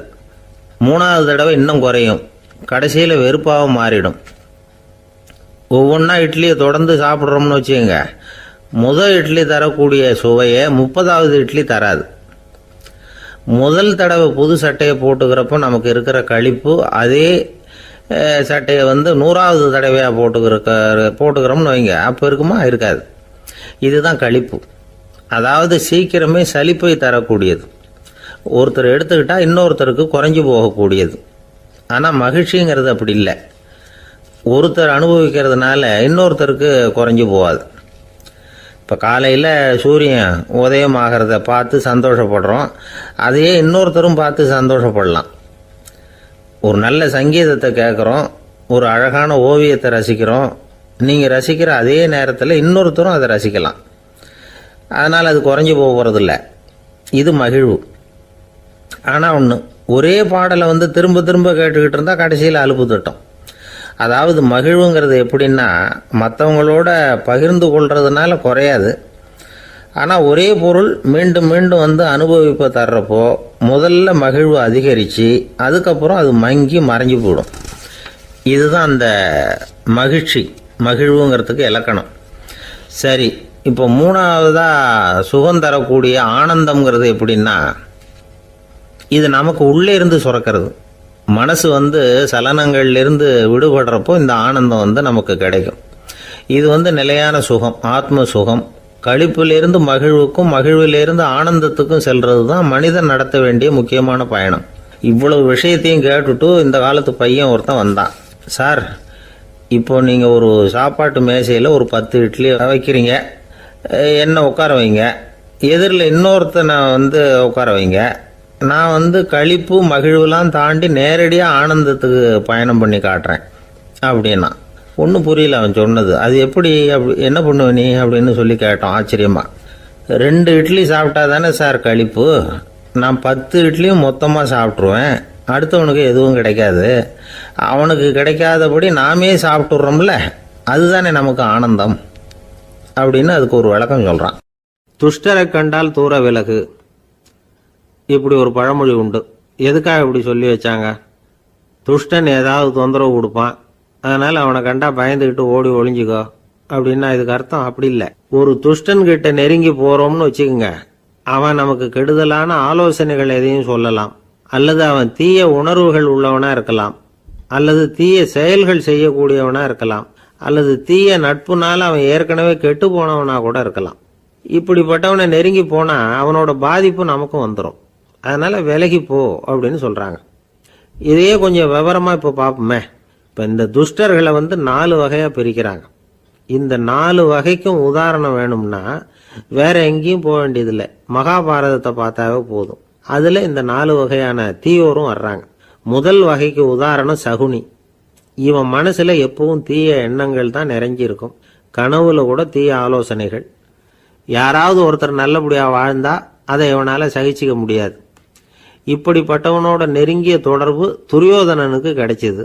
துரியோதனன் எப்படின்னா, அவன் ஏற்கனவே தீய காரியங்கள் செய்யறதுக்கு தயங்காதவன். அப்படிப்பட்டவனுக்கு தீய போதனைகள் செய்யறதுக்கு சகுனி உதவுனான். இந்த 2 பேரோட சகவாசம் இன்னொருத்தனுக்கு கிடைச்சது. அவன் யாருன்னா துச்சாதனன். அவன் தீய நடத்தை உள்ளவன். இந்த 3 பேரும் ஒன்று சேர்ந்தா என்னத்துக்கு ஆகும்? உலகமே கெட்டு போடும்ல. இந்த 3 துஷ்டர்களோட நல்லவன் ஒருத்தன் சேர்ந்தான். அவன் தான் கர்ணன். கர்ணன் இயல்பாகவே உத்தம குணம் உள்ளவன். அவன் நல்லவங்களோட சேராமல் இப்படிப்பட்ட கெட்டவங்க கிட்ட நட்பு வச்சுக்கிட்டான். அதனால் அவனும் தீய செயல்களில் ஈடுபடுறது மாதிரி ஆயிடுது. துரியோதனனுடைய நண்பனா அவனுடைய ஆதரவில் வளர்ந்ததுனால அவனுக்கு துணையாக இருக்க வேண்டி இருக்குது அப்படின்னா. நட்பு உரிமையினால் உதவி புரிய வேண்டியது சரிதான், அது தப்புன்னு சொல்ல முடியாது. இருந்தாலும் தீய செயல்களுக்கு உதவி செய்கிறது சரியில்லை. புத்தி பலம் புஜ பலம் எல்லாம் இருந்தால் கூட தெய்வ பலம் இல்லைன்னா ஜெயிக்க முடியாது. கர்ணன் மகா வீரன், இருந்தாலும் கடைசியில் அவன் கதி என்னாச்சு? அவங்ககிட்ட எல்லா நல்ல குணங்களும் இருந்தது, இருந்தாலும் ஏன் இப்படி ஆச்சு? தீயவர்களுடைய சேர்க்கை தான் காரணம். அவங்களோட சேர்ந்ததுனால இவனையும் அப்படியே நினைக்க ஆரம்பிச்சுட்டாங்கல்ல. 4 வகை துஷ்டர்களில் இவனும் ஒரு வகை. அப்படின்னு சொல்ல ஆரம்பிச்சிட்டாங்க. அதாவது தீய ஆலோசனைக்கு சகுனி, தீய உணர்வுகளுக்கு துரியோதனன், தீய செய்கைக்கு துச்சாதனன், தீய நட்புக்கு கர்ணன், இப்படி உதாரணமாயிட்டான். அதனால தான் துஷ்டரை கண்டால் தூர விலகு அப்படின்னு சொன்னாங்க. அது புராண காலம். இப்பெல்லாம் நிலைமை கொஞ்சம் வேற விதமா இருக்குது. அன்னைக்கு ஒரு நாள் அப்படிதான் ஒரு காட்டு பாதையில் யாரோ ஒருத்தர் அடிபட்டு கிடந்தார். யாரோ ஒரு துஷ்டன் அவனை அடிச்சு போட்டுட்டு போயிட்டான் போல இருக்கு. அந்த வழியா போன ஒருத்தர் பரிதாபப்பட்டு அவனை போய் தூக்குனார், ஆறுதல் சொன்னார். இதை பாருங்க, இந்த வழியா எப்பவும் தனியா வரக்கூடாது. ஏன்னா இங்க ஒரு ரவுடி இருந்துகிட்டு வர்றவங்க போறவங்களெல்லாம் வழிப்பறி பண்ணிட்டு இருக்கிறதா கேள்விப்பட்டிருக்கிறேன் அப்படின்னாராம். இனிமே அப்படி கேள்விப்பட மாட்டீங்க அப்படின்னு நானா அந்த ஆளு. ஏன்னு கேட்டிருக்காரு இவர். அவன் சொல்லியிருக்கான், நான் தான் சார் அந்த ரவுடி. இந்த வழியா போனவங்க கிட்ட தகராறு பண்ணேன். அவங்க தான் என்ன இப்படி அடிச்சு போட்டு என்கிட்ட இருந்த பணத்தையெல்லாம் பிடிங்கிட்டு போட்டாங்க சார். காலம் ரொம்ப கெட்டு போச்சு அப்படின்னு நானா ரொம்ப பரிதாபமா. ஒரு மனுஷனை பார்த்து என்கிட்ட வாலாட்டாதே அப்படின்னு சொன்னா அவன் நம்மகிட்ட ஏதோ வம்புக்கு வர்றான்னு அர்த்தம். ஒரு நாயை பார்த்து யாரும் என்கிட்ட வாலாட்டாதே அப்படின்னு சொல்றது இல்லை. ஏன்னா நாய் வாலாட்டுனா அது நம்மகிட்ட தன்னுடைய நன்றியை தெரிவிக்கிறதாக நினச்சிக்கிட்டு இருக்கிறோம். ஆனால் அது அப்படி இல்லை அப்படின்னு சொல்கிறாங்க அது சம்பந்தமான நிபுணர்கள். ஒரு நாய் தன்னுடைய வாலை இந்த பக்கமும் அந்த பக்கமுமா இப்படியும் அப்படியும் ஆட்டிக்கிட்டு இருந்தா அது பதட்டத்தில் கூட இருக்கலாம். நாய் நட்பாக இருந்தாலும் வாலாட்டும், ஆத்திரத்தில் இருந்தாலும் வாலாட்டும், கோபத்தில் இருந்தாலும் வாலாட்டும், குழப்பத்தில் இருந்தாலும் வாலாட்டும், மகிழ்ச்சியாக இருந்தால் கூட அது வாலாட்டும். அதை நாம் தப்பாக புரிஞ்சுக்கிட்டு அதுக்கிட்ட போய் மாட்டிக்கக்கூடாது. நாயை பற்றி எனக்கு நல்லா தெரியும் அப்படின்னு சொல்கிறவங்க கூட அதுக்கிட்ட கடி வாங்கிட்டு நிற்கிறது உண்டு. நிபுணர்கள் என்ன சொல்கிறாங்க தெரியுமா? எப்போவுமே நாய்கள் திடீர்னு கடிச்சு விடுறதில்ல, கடிக்கிறதுக்கு முன்னாடி சில அறிகுறிகளை காட்டும். அதை சரியாக புரிஞ்சுக்கிட்டோம்னா தப்பிச்சுக்கலாம். ஒரு வீட்டுக்கு போகிறீங்க, அங்கே புதுசாக ஒரு நாயை பார்க்குறீங்க, உடனே அதுக்கிட்ட போய் குனிஞ்சு சிரிச்சுக்கிட்டே அது தலையில் தட்டுறீங்க. இது ரொம்ப தப்பான். ஒரு நாய் இன்னொரு நாயை நேருக்கு நேர் பார்த்து பல்ல காட்டுனா அது தன்னுடைய தன்முனைப்பை காட்டுதுன்னு அர்த்தமா. உன்னை விட நான் பெரியவன் அப்படின்னு சொல்லுதுன்னு அர்த்தம். அதனால் நீங்கள் அது மாதிரி கிட்ட போய் சிரிக்கிறோம் அப்படின்னு நினச்சிக்கிட்டு பல்ல காட்டினா உங்களையும் எதிரியாக நினச்சிரும். இன்னொரு விஷயம் என்னென்னா, தலையில் தட்டுனா நாய்க்கு பிடிக்காது. அது தன்னை அடக்கிறதாகவும் அச்சுறுத்துறதாகவும் நினச்சிக்கிட்டு இருக்கும். சரி, அப்படின்னா புதுசாக ஒரு இடத்துல அல்லது வீட்டில் நாய்க்குட்டியை பார்த்தா என்ன பண்ணுறது? நீங்கள் சும்மா இருங்க, அதுவாக கிட்ட வரட்டும். அதுக்கப்புறம் அதுக்கிட்ட கனிவாக பேசுங்க. கன்னம், மார்பு, தோல் இங்கெல்லாம் தட்டலாம், தப்பு இல்லையா? தலையில் தான் தட்டப்படாதான். ஒரு நாய் உங்களை நோக்கி ஓடி வருது, நீங்களும் ஓடுனா அது துரத்த ஆரம்பிச்சிடும். அசையாமல் சில மாதிரி நின்றுடுங்க, அது கிட்ட வராது. அதுக்கு ஆர்வம் இல்லாமல் போயிடும். ஒரு தெருவில் சின்ன பிள்ளைங்க நிறைய பேர் விளையாடிக்கிட்டு இருக்கிறாங்க. அப்போ சில நாய்கள் அங்கே ஓடி வருது. எல்லாரும் ஓடினாங்க. அப்படி ஓடுறப்போ ஒரு பையன் கால் தடிக்கு கீழே விழுந்துட்டான். என்னாச்சு தெரியுமா? துரத்திட்டு வந்த நாய்கள்லாம் கீழே விழுந்தவன ஒன்றும் செய்யலை, அவன்கிட்டே போகல. ஓடிக்கிட்டு இருந்தாங்கல்ல பசங்க, அவங்கள துரத்திக்கிட்டு அவங்க பின்னாடி ஓடிச்சான். அதுதான் நாய்களுடைய சுபாவம். ஒரு நாய் நம்மளை நேருக்கு நேர் முறைச்சி பார்க்குதுன்னு வச்சுங்க, நாமளும் அதை முறைச்சி பார்க்கக்கூடாது. நாம் வேறு பக்கம் எங்கேயாவது பார்க்க ஆரம்பிச்சிடணும். ஒரு நாய் கோபமாக இருந்ததுன்னா அதோட வால் உறுதியாக நேராக நிற்கும்.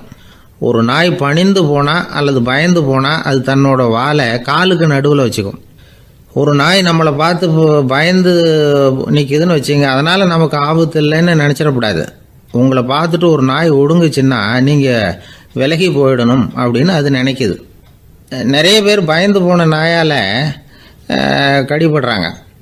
இவன் நம்மளை விட பெரிய ஆள், மாட்டிக்கிட்டோம், வேறு வழி இல்லை அப்படிங்கிற நினப்பில் தான் நாய் கடிக்க ஆரம்பிக்குதான். இதே மாதிரி சங்கிலியால் கட்டி போடப்பட்டிருக்கிற நாயும் ஆபத்தானது தான். தொடர்ந்து கட்டி போட்டிருந்தா காலப்போக்கில் அது ஒரு மாதிரி ஆகிடும். நாய் குழந்தைகளை கடிக்காது அப்படின்னு சில பேர் சொல்லுவாங்க. அதுவும் ஒரு தவறான நம்பிக்கை. அதனால் சின்ன குழந்தைகளை தனியாக நாயோட விளையாட விடக்கூடாது. ஆகக்கூடி நாயை பற்றி நிறைய விஷயம் புரிஞ்சுக்க வேண்டியிருக்குது. ஒருத்தர் தன்னுடைய நண்பர் வீட்டுக்கு போயிருந்தார். அவசியம் எங்கள் வீட்டில் சாப்பிட்டுட்டு தான் போகணும் அப்படின்னு ரொம்ப அன்பாக சொல்லிவிட்டார்.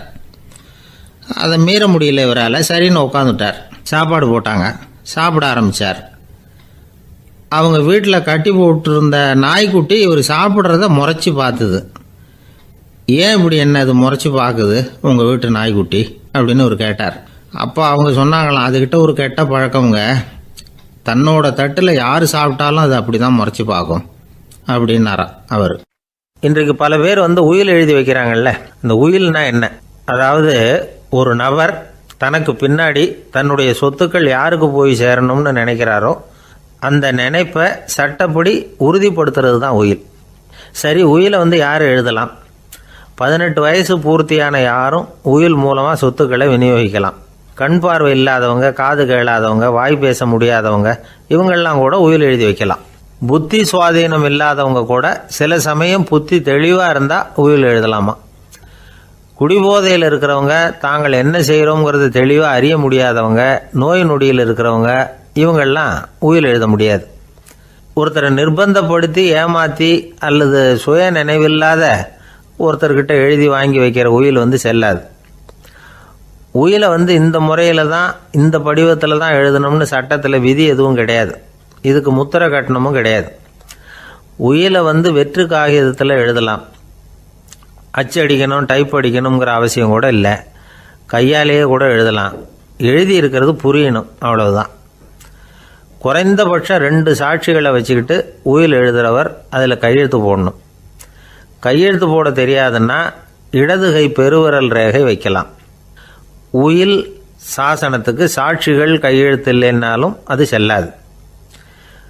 அப்புறம் ப்ரிவிலேஜ்டு வில் அப்படின்னு இருக்கு, அதுக்கு மட்டும் சாட்சிகள் தேவையில்லை. அது என்னென்னா, இந்த விமானப்படை, கப்பல் படை அல்லது யுத்தத்தில் பணிபுரியும் நபர்கள் அவங்கெல்லாம் இருக்கிறாங்க இல்லையா, அப்படிப்பட்டவங்க எழுதுகிற உயில் அது. அதுக்கு சில விசேஷ சலுகைகள் உண்டு. ஒருத்தர் முதல்ல ஒரு உயில் எழுதி வைக்கிறார், அதுக்கப்புறம் மனசு மாறி போகுது, அது வேணாம்னு நினைக்கிறார், ரத்து செஞ்சுடலாம். அதுக்கப்புறம் வேறு உயிலும் எழுதலாம். உயிரோடு இருக்கிற வரைக்கும் எத்தனை தடவை வேணும்னாலும் உயில் எழுதலாம். கடைசியாக எழுதப்பட்ட உயில் சட்டப்படி சரியாக இருந்தால் அதுதான் அமலுக்கு வரும். சரி, எழுதுகிற உயிலை ரகசியமாக வச்சுருக்கிறது எப்படி? இது ஒரு கேள்வி. இதுக்கு என்ன செய்யணும்னா, ஒருத்தர் உயிலை எழுதினதுக்கு அப்புறம் அவர் தானாவோ அல்லது அங்கீகரிக்கப்பட்ட முகவர் மூலமாகவோ, அதாவது ஒரு ஏஜெண்ட் மூலமாகவோ, ஒரு கவரில் போட்டு சீல் வச்சு கவர் மேலே தன்னுடைய பெயரை எழுதி அல்லது அந்த ஏஜெண்ட் பெயரை எழுதி கவர் மேலே என்ன அடக்கம் செய்யப்பட்டிருக்கு, உள்ளே என்ன இருக்குது அப்படிங்கிற விவரம்லாம் எழுதி சார் பதிவாளர்கிட்ட ஒப்படைக்கலாம். இதுக்கு கட்டணம் உண்டு. அதுக்கப்புறம் எப்போ தேவைப்படுதோ அப்போ ஒரு மனு கொடுத்து அந்த கவரை திரும்ப வாங்கிக்கலாம். இப்போ எழுதுகிற உயிலை இவ்வளவு நாளுக்குள்ளே பதிவு செய்யணுங்கிற கால வரையறை உண்டா அப்படின்னு ஒரு கேள்வி வரலாம் இல்லையா? எப்போ வேணும்னாலும் பதிவு செய்யலாம். நம்மால் ஒருத்தர் ஒரு நாள் ரொம்ப அவசரமாக வந்தார். இந்த உயில் எழுதுறது சம்பந்தமாக பூரா விவரமாக எனக்கு உடனே தெரியணும்னார். நான் உடனே அவரை வக்கீல் ஒருத்தர்கிட்ட அழைச்சிட்டு போனேன். இவர் அவர்கிட்ட எல்லா விவரமும் கேட்டு தெரிஞ்சுக்கிட்டார். ரொம்ப தேங்க்ஸ்ன்னு சொல்லிவிட்டு 2 பேரும் வெளியில் வந்தோம். அதுக்கப்புறம் இவர்கிட்ட கேட்டேன், ஆமாம் இவ்வளவு விவரமாக கேட்குறீங்களே, உங்களுக்கு எத்தனை பிள்ளைங்க சார் அப்படின்னு கேட்டேன். 6 பேர் சார் அப்படின்னார். சரி, இருக்கிற சொத்து எவ்வளவுன்னு கேட்டேன். அதை இனிமே தான் சம்பாதிக்க போகிறேன் அப்படின்னார். ஒரு ஊரில் ஒரு மன்னர் இருந்தார். அழகான அரண்மனையில் அவர் இருந்தார். அந்த அரண்மனையை விட அழகாக ஒரு மாளிகையை அந்த ஊர்லேயே வேற ஒருத்தன் கட்டியிருந்தான். அப்படி கட்டி முடித்ததில் அவனுக்கு ரொம்ப பெருமை. எத்தனையோ செல்வந்தர்கள்லாம் பார்த்துட்டு, இந்த மாளிகையை விலைக்கு கொடுத்துட்றியா, எவ்வளவு விலை சொன்னாலும் சரி நாங்கள் வாங்கிக்கிறதுக்கு தயாராக இருக்கோம் அப்படின்னு சொல்லி கேட்டு பார்த்துட்டாங்க. நான் இதை விற்கிறதுக்கு தயாராக இல்லை அப்படின்னு சொல்லிவிட்டான். அவ்வளவு சிறப்பாக கலை அம்சத்தோடு அதை கட்டி முடிச்சிருக்கிறான். அதுவே ஒரு பெரிய அரண்மனை மாதிரி இருந்ததுன்னா பார்த்துங்களேன். சுற்றிலும் அழகான பூந்தோட்டம். ஒரு நாள் அவன் எங்கேயோ வெளியூர் போயிட்டு திரும்பி வந்துக்கிட்டு இருக்கிறான். அப்போது அந்த மாளிகை தீப்பெட்டி எரிஞ்சிக்கிட்டு இருக்கு. பதறி போட்டான். விலைக்கு கேட்டவங்க யாராவது இதை செஞ்சுருக்கணும், இல்லைன்னா மன்னரே செய்த சதியோ என்னவோ, இப்படிலாம் அவனுக்கு சந்தேகம்.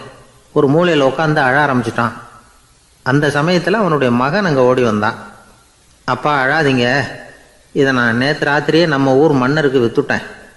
இதை கட்டி முடிக்க நமக்கு எவ்வளவு செலவாச்சோ அதை போல் 3 மடங்கு விலைக்கு விற்றுட்டேன். கவலைப்படாதீங்க, இதை விட அழகான மாளிகையை நாம் புதுசாக கட்டிக்கலாம்னா. இதை கேட்டதும் அழுதுகிட்டு இருந்தவன் அழுகையை நிறுத்தினான், சிரிக்க ஆரம்பிச்சிட்டான். இதே இடத்த நான் மன்னர்கிட்ட இருந்து விலைக்கு வாங்குவேன், இதை விட அழகான மாளிகையை கட்டுவேன் அப்படின்னு சுற்றி நின்று எல்லார்கிட்டையும் சொல்லிக்கிட்டு இருந்தான். இந்த சமயத்தில் அவனோட இளைய மகன் ஓடி வந்தான். அப்பா, அண்ணன் சொன்னதெல்லாம் சரிதான், மன்னர்கிட்ட விலை பேசினதெல்லாம் உண்மைதான், ஆனால் விற்றது பேச்சு அளவில் தான். இனிமே தான் பத்திரம் வாங்கணும், எழுதணும், நீங்கள் கையெழுத்து போடணும், பதிவு பண்ணணும், மன்னர்கிட்ட பணம் வாங்கணும். அதுக்காகத்தான் உங்களை எதிர்பார்த்துக்கிட்டு இருந்தோம். அதுக்குள்ளே இப்படி ஆயிட்டுதுன்னா. இப்போ சிரிச்சுக்கிட்டு இருந்தாவன் சிரிப்பை நிறுத்தினான். மறுபடியும் குழந்தை மாதிரி அழ ஆரம்பிச்சிட்டான். இது ஒரு சம்பவம். இதிலிருந்து என்ன தெரியுது? அந்த அழகான மாளிகை தன்னுடையது அப்படின்னு நினைக்கும் பொழுது அவனுக்கு அழுகை வந்தது. அது தன்னுடையது இல்லை அப்படின்னு நினைக்கிற போது சிரிப்பு வந்தது. மறுபடியும் அது தன்னுடையது தான் அப்படிங்கிற உணர்வு வரும்பொழுது அழுகை. எது எதிலிருந்து நீ நீங்கி இருக்கிறாயோ அது அதிலிருந்து உனக்கு துன்பம் இல்லை அப்படிங்கிறார் திருவள்ளுவர். இந்த உடம்பு என்னுடையதில்லை அப்படிங்கிற உணர்வு வந்துட்டா அது ஒரு பெரிய நிலை. அந்த நிலை வரணும். எல்லாத்தையும் பயன்படுத்திக்கலாம், ஆனால் பற்றில் விழுந்துடக்கூடாது. உலகத்தில் இருங்கள், ஆனால் உலகத்தவராக இருக்காதீர்கள். உலகிற்குள் இருங்கள், உலகம் உங்களுக்குள் வந்துவிட அனுமதிக்காதீர்கள். விலகி இருங்கள், விழித்திருங்கள், மௌனமாய் பார்த்திருங்கள் அப்படிங்கிறது சான்றோர் கருத்து. செய்ய வேண்டிய கடமையிலிருந்து விலகி இருக்கிறவர்கள் நம்மகிட்ட நிறைய பேர் உண்டு. அப்படிப்பட்ட ஒருத்தர் டாக்டர்கிட்ட போனார். டாக்டர், நான் ஒரு கவர்மெண்ட் ஆஃபீஸில் வேலை பார்க்குறேன், எனக்கு ஒரே அசதியாக இருக்குது, என்னை சோதிச்சு பாருங்கள், ஆலோசனை சொல்லுங்கள் ஏதாவதுன்னார். டாக்டர் அவரை பரிசோதனை பண்ணி பார்த்துட்டு சொன்னார், இதோ பாரு, உனக்கு இப்போ தேவைப்படுறது முழு ஓய்வு. நீ எவ்வளவு சீக்கிரமாக ஆஃபீஸுக்கு போறியோ அவ்வளவுக்கு உனக்கு நல்லது அப்படின்னாராம். ஒரு ஊரில் ஒரு ஆள் இருந்தான். கற்பனையிலேயே காலத்தை கடத்திக்கிட்டு இருந்தான். ஒரு நாள் ஒரு மரத்தடியில் உட்காந்துருந்தான். அவனுக்கு பசிக்கிற மாதிரி தெரிஞ்சுது. உடனே கற்பனையிலேயே சாப்பிட ஆரம்பிச்சிட்டான். அதாவது எதிரில் இலை போட்டு சாப்பாடு போடப்பட்டிருக்கிறதாகவும் அதை இவன் சாப்பிட்றதாகவும் நினச்சிக்கிட்டு கையை மட்டும் வாய்க்கும் தரைக்குமா அப்படியும் இப்படியும் கொண்டுகிட்டு போய் பாவனை பண்ணிக்கிட்டே இருக்கிறான். தூரத்தில் இருந்து பார்க்குறவங்களுக்கு இவன் ஏதோ பலமான விருந்து சாப்பிட்டுக்கிட்டு இருக்கிறான் அப்படின்னு தான் தோணும். அது மாதிரியே பண்ணிக்கிட்டு இருந்தான். அந்த வழியாக ஒரு சன்னியாசி வந்துக்கிட்டு இருந்தார். இவனை பார்த்தார். என்ன இவன் இப்படி பண்ணிகிட்டு இருக்கிறானே அப்படின்னு நினச்சாரு. கொஞ்ச நேரம் அவனையே உத்து பார்த்துக்கிட்டு இருந்தார். இவரை பார்த்ததும் அவன் இன்னமும் சுவாரஸ்யமாக சாப்பிட ஆரம்பிச்சிட்டான். அப்பப்பா, என்ன இது, இந்த குழம்பு இவ்வளவு காரமாக இருக்குது, என்னுடைய நாக்கே எரிஞ்சு போடும் போல இருக்கே அப்படின்னு சொல்லிக்கிட்டு பக்கத்தில் ஒரு குவளையை எடுத்து தண்ணி குடிக்கிறது மாதிரி பாவனை பண்ணுறான். அப்பாடா, இப்போ கொஞ்சம் பரவாயில்ல அப்படின்னு சொல்லிக்கிட்டு குவளையை கீழே வைக்கிறது மாதிரி ஒரு பாவனை பண்ணுறான். சன்னியாசி பார்த்தார். என்னப்பா, சாப்பாட்டில் காரம் அதிகமோ அப்படின்னார். ஆமாம் சுவாமி, ஞாபகம் மறதியில் கொஞ்சம் மிளகாய் அதிகமாக சேர்த்துக்கிட்டேன் அப்படின்னா. சரி சாப்பிடு அப்படின்னு சொல்லிட்டார். அவன் சாப்பிட்டு முடிக்கிற வரைக்கும் பொறுமையாக உட்காந்துருந்தார். அவன் அப்பாடா அப்படின்னு சொல்லிட்டு மறுபடியும் தண்ணியை எடுத்து குடித்தான்.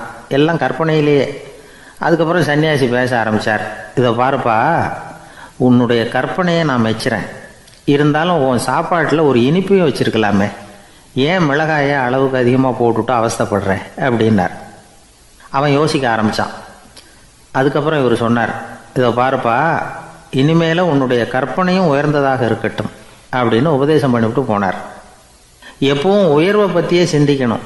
உயர்வு கிடைக்கலன்னா கூட அப்படி சிந்திக்கிறத நிறுத்தப்படாது அப்படிங்கிறார் திருவள்ளுவர். உள்ளுவது எல்லாம் உயர் உள்ளல், மற்ற அது தள்ளினும் தள்ளாமை நேர்த்து. ஊக்கம் இல்லாமல் உலகத்தில் வாழ்ந்து பிரயோஜனம் இல்லை. அதனால் உயர்வாகவே சிந்திக்கணும். அது நம்மளை ஊக்கப்படுத்தும். இது பெரிய ஒரு வாக்கு. இந்த உலகத்தில் கற்பனையிலேயே வாழ்கிற சில கஞ்சர்களும் உண்டு. அதாவது 2 கஞ்சர்கள், 2 பேரும் பக்கத்து பக்கத்து ஊரில் இருந்தாங்க. பொங்கல் சமயம் ஒரு கஞ்சன் தன்னுடைய மகனை கூப்பிட்டான். இதை பாருப்பா, பக்கத்து ஊரில் என்னுடைய நண்பன் ஒருத்தன் இருக்கிறான், அவனுக்கு பொங்கல் பரிசு ஏதாவது கொடுக்கணும், நான் ஒரு 4 ஆட்டுக்குட்டியை தரேன், நீ கொண்டுகிட்டு போய் கொடுத்துட்டு வந்துவிடுறியா அப்படின்னு கேட்டான். சரி, நான் புள்ள ஒரு பைய கையில் எடுத்துக்கோன்னா. அவன் எடுத்துக்கிட்டான். இந்த ஆட்டுக்குட்டி பிடிச்சிக்கோ அப்படின்னு சொல்லி ஒவ்வொன்றா போடுறேன் பார் அப்படின்னு சொல்லிட்டு 1 2 3 4 அப்படின்னு எண்ணிக்கிட்டே வெறும் சைகையாலேயே ஆட்டுக்குட்டியை பிடிச்சி போடுறது மாதிரி பாவனை பண்ணிகிட்டு இருக்கிறான். அவன் பிள்ளையும் அது ரொம்ப அக்கறையாக வாங்கிக்கிறது மாதிரி வாங்கிக்கிட்டு அந்த பையை தூக்கிக்கிட்டு அடுத்த ஊருக்கு போகிறான். இவன் அங்கே போய் சேர்ந்த நேரத்தில் அந்த கஞ்சன் ஊரில் இல்லை, எங்கேயோ வெளியில் போயிருக்கிறான். அவனோட புள்ள மட்டும்தான் வீட்டில் இருந்தான். இவன் அவன்கிட்ட, இதை பாரு, எங்கள் அப்பா உங்கள் அப்பாவுக்கு ஆட்டுக்குட்டி கொடுத்து அனுப்பியிருக்கிறாரு, பிடிச்சிக்கோ அப்படின்னு சொல்லி பாவனையிலேயே ஒவ்வொன்றா எடுத்து அவங்ககிட்ட கொடுத்துட்டான். அவனும் வாங்கிட்டான் வாங்கிறது மாதிரி. அப்புறம் சொன்னான், சரிப்பா, நானும் பதிலுக்கு ஏதாவது ஒன்றுகிட்ட கொடுக்கணும் இல்லையா, அதனால் அந்த பைய பிடி, ஒரு 10 எலுமிச்சம்பழம் தரேன், பதிலுக்கு அதை நீ எடுத்துகிட்டு போ அப்படின்னு சொல்லி கையாலேயே ஒவ்வொன்றா எடுத்து போடுறது மாதிரி பாவனை பண்ணிவிட்டான். அவனும் ரொம்ப நன்றி அப்படின்னு சொல்லிவிட்டு அதை வாங்கிட்டு போயிட்டான். கொஞ்ச நேரம் கழித்து வெளியில் போயிருந்த அப்பங்காரன் திரும்பி வந்தான். உள்ளே சொன்னான், அப்பா, உன்னோட நண்பர் அவருடைய மகன் மூலமாக உனக்கு 6 ஆட்டுக்குட்டி கொடுத்து அனுப்பியிருந்தார். நானும் பதிலுக்கு ஒரு 10 எலுமிச்சம்பழம் கொடுத்து அனுப்பியிருக்கிறேன் அப்படின்னா. எப்படிடா கொடுத்தேன்னு கேட்டார் அப்பா. இப்படி தான் கொடுத்தேன்னு சொல்லி சைகையிலேயே காட்டினான். இதை பார்த்ததும் அப்பங்காரனுக்கு பயங்கரமாக கோவம் வந்துட்டுது. பலார்னு அரைஞ்சுட்டான் பையனை. ஏன்ப்பா அரைஞ்ச? 10 எலுமிச்சம்பழம் கொடுத்துட்டேனே அப்படிங்கிறதுக்காகவா அப்படின்னு கேட்டான். அது கூட பரவாயில்ல, நீ காட்டுற சைகையை பார்த்தா ஆரஞ்சு பழம் சைஸுக்கு இருக்குதே, அவ்வளவு பெருசாக ஏன் கொடுத்த? அதுதான் எனக்கு கோபம் அப்படி. ஒரு நண்பர் யாருக்கோ ஃபோன் பண்ணிகிட்டு இருந்தார். அவர் பேசி முடித்ததும் நான் அவரை பார்த்து, இப்போ ஃபோன் பண்ணிங்களே, அந்த ஃபோன் நம்பர் என்ன அப்படின்னு கேட்டேன். அவர் தலையை சொரிஞ்சுக்கிட்டார், ஞாபகம் வரலன்னார். சரி சார், அதை விடுங்க, உங்கள் மனைவி பேர் என்ன அப்படின்னு கேட்டேன். மாலதின்னார். என்ன சார் இது வேடிக்கை, கொஞ்ச நேரத்துக்கு முன்னாடி பேசின ஃபோன் நம்பர் மறந்து போச்சு, எப்போவோ கல்யாணம் பண்ணிக்கிட்ட மனைவி பேர் மறக்கலை, அதை கரெக்டாக சொல்லிவிட்டீங்களே அப்படின்னு கேட்டேன். அவர் என்னை ஒரு மாதிரியாக பார்த்தார். அவர் அப்படி என்னை பார்த்ததில் ஒன்றும் தப்பு இல்லை, ஏன்னா நாம் எல்லாருமே அப்படி தானே, ஒரு குறிப்பிட்ட காரியத்துக்காக தொலைபேசியில் ஒருத்தட்ட பேசுகிறோம், அதுக்கப்புறம் அந்த எண் நமக்கு அனாவசியம், அதனால் மறந்துடுறோம். இதுக்கு பேர் தான் தற்காலிக ஞாபகம். ஆனால் மனைவி பேரை மறந்துட முடியுமா? முடியாது. அது அவசியமான ஒன்று. அடிக்கடி அந்த பேரை உபயோகப்படுத்துகிறோம், அதனாலேயும் அது முக்கியங்கிறதுனாலேயும் அதை மறக்கறதில்ல. இதுக்கு பேர் நிரந்தர ஞாபகம். சரி, இந்த தற்காலிக ஞாபகம், நிரந்தர ஞாபகம், இது 2 ஞாபக அளவுகளையும் கட்டுப்படுத்துறது எது அப்படின்னா மூளைக்குள்ளே நடக்கிற மின்சார நடவடிக்கைகள் தான். தற்காலிக ஞாபகம் ஒரு மின்னல் மாதிரி தோன்றி மறையுது. நிரந்தர ஞாபகம் ஒரு படிவம் போல மூளையில் படிஞ்சுடுது. ஒரு சம்பவத்தின் பல பிரதிகள் மூளையில் பல்வேறு பகுதிகளிலேயும் படிகிறதுனால ஒன்று மறைஞ்சாலும் மறந்தாலும் இன்னொன்று மறையறதில்லை. இப்படிப்பட்ட நிலைமையில தான் இந்த தொண்டையில் இருக்கு, வாயில் வரமாட்டேங்குது சார் அப்படிமா. ஒருத்தருக்கு எந்த துறையில் ஆர்வமும் ஈடுபாடும் அதிகமோ அது சம்பந்தமான ஞாபக சக்தி அதிகமாக இருக்கும். தொழிலை விரும்புகிற ஒரு டெலிஃபோன் ஆப்ரேட்டருக்கு எண்கள்லாம் நல்ல ஞாபகம் இருக்கும். அது மாதிரி கவிஞர்களுக்கு வார்த்தைகள் நல்ல ஞாபகத்தில் இருக்கும். இது ஒரு பக்கம் இருந்தாலும் ஒரு மூளை எண்களை விட எழுத்துக்களை விட படங்களை ரொம்ப சுலபமாக ஞாபகத்தில் வச்சுக்குது. புரிஞ்சுக்கிற தன்மை, அனுபவம், புத்தி கூர்மை இது கூடி குறையிறத பொறுத்து ஞாபக சக்தியும் ஏறும் இறங்கும். இப்போ உதாரணத்துக்கு ஒரு பையனுக்கு படித்தது எதுவும் ஞாபகத்தில் இல்லைன்னா அவன் அதை சரியாக புரிஞ்சுக்கலைன்னு அர்த்தம். இந்த மறதிங்கிறது எந்த சமயத்தில் ஒரு பிரச்சனை ஆகுது தெரியுமா? உங்களுக்கு வேண்டியப்பட்ட ஒருத்தரை ஞாயிற்றுக்கிழமை சாயந்தரம் சரியாக 5 மணிக்கு கடற்கரைக்கு வர சொல்லிவிட்டு அந்த நேரத்தை மறந்துவிட்டா அது பரவாயில்ல, வர சொன்னதையே மறந்துவிட்டா தான் நிலைமை மோசம்னு அர்த்தம். இப்படி இருந்தால் இது சிகிச்சை எடுத்துக்க வேண்டிய நிலைமைங்கிறத புரிஞ்சுக்கணும். ஆமாம், இதுக்கும் மருந்து இருக்குது. ஆனால் மூளை குறிப்பிட்ட அளவுக்கும் கீழே இயங்குறப்போவோ இன்னொன்று சொல்லுவாங்க, இந்த நியூரோ டிரான்ஸ்மிட்டர் அப்படின்னு சொல்லுவாங்க.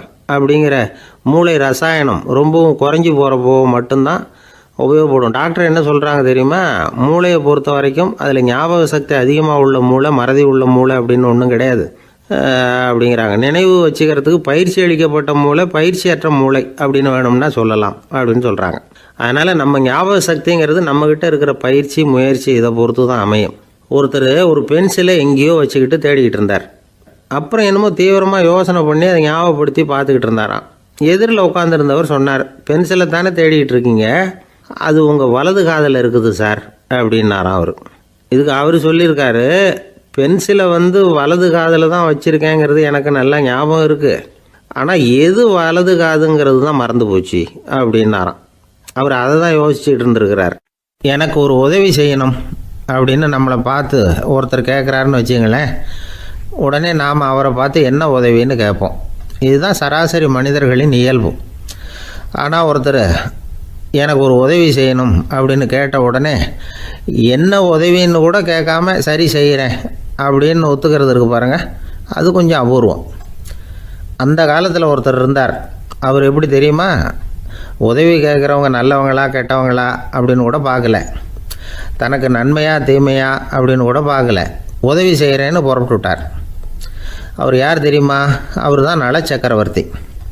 அவர் மாதிரி நாம் உதவி கேட்குறவங்களுக்கு உடனே உதவி செய்கிறதுக்கு தயாராக இருக்கணும் அப்படின்னு சொன்னார் ஒரு ஆன்மீக பேச்சாளர். நல சரித்திரத்தை அவர் சொல்லிக்கிட்டு இருந்தார். இந்திரன், அக்னி, வருணன், யமன் இவங்க 4 பேரும் நலனை பார்த்து எங்களுக்கு நீ உதவி செய்யணும், எங்களுக்காக நீ தூது போகணும் அப்படின்னு கேட்குறாங்க. யாருக்கிட்ட தூது போகணும், என்ன காரியத்துக்காக போகணும் அப்படின்னு கேட்கணும்ல. நலன் அப்படி கேட்கவே இல்லை. உடனே சரின்னு ஒத்துக்கிறான். அதுக்கப்புறம் அவங்க விவரம் சொல்கிறாங்க, என்ன உதவி, யாருக்கிட்ட தூது போகணும் அப்படிங்கிற விவரத்தை சொல்கிறாங்க.